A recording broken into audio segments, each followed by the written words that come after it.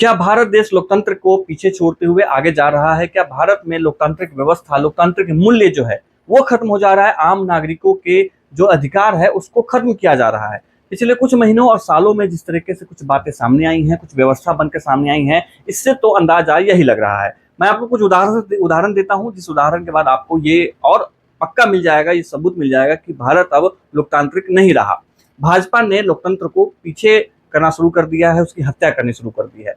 आपको याद होगा जब पिछले कुछ महीनों पहले जब एप्स्टीन फाइल का मामला सामने आया था और केंद्रीय मंत्री हरदीप सिंह पुरी पर बड़े आरोप लगे थे, उसके बाद भी लोगों ने ये कहा कि हरदीप सिंह पुरी को इस्तीफा दे देना चाहिए, लेकिन अभी तक वो अपने पद पर जमे हुए। यहाँ तक कि जो एक बातचीत होती है देश के लोगों से करना, देश के लोगों को सफाई देना, वहां तक सफाई तक नहीं दी गई। हरदीप सिंह पुरी वाला मामला साफ नजर आता है कि एक मामले में अपनी जिम्मेदारी निभाते हुए इस्तीफा दे देना, अब वो किताबी बातें रह गई है, बहुत पुरानी बातें रह गई हैं। दूसरी बात, जिस तरीके से अभी हाल में दिल्ली में 650 करोड़ का घोटाला सामने आया, उसके बाद आप देखिए कि मुख्यमंत्री या जो स्वास्थ्य मंत्री पंकज सिंह हैं, उनके तरफ से कोई बयान नहीं आया। उनको इस्तीफा दे देना चाहिए था एक संवैधानिक पदों पर बैठते हुए, एक जिम्मेदारी निभाते हुए, लेकिन इस पे भी कोई भी जिम्मेदारी नहीं ली गई और कोई भी इस पर बयान तक जारी नहीं किया गया। इसके बाद जिस तरीके से राम मंदिर का घोटाला आया, राम मंदिर के इतने बड़े मसले पे इतना बड़ा एक घोटाला सामने आया, चंदा चोरी का मामला सामने आया, जिसमें भाजपा,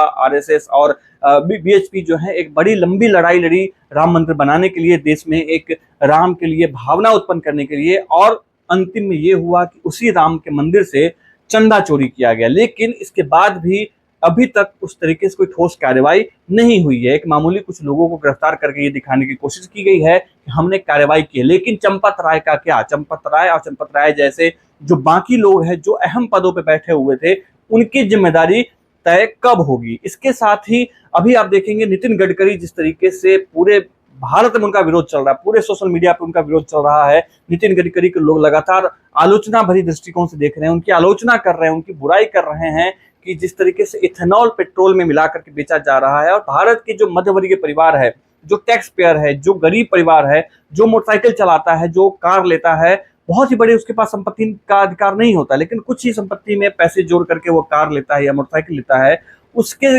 जो संपत्ति है, उसकी जो जमा पूंजी है, जो उसकी व्यवस्था के लिए एक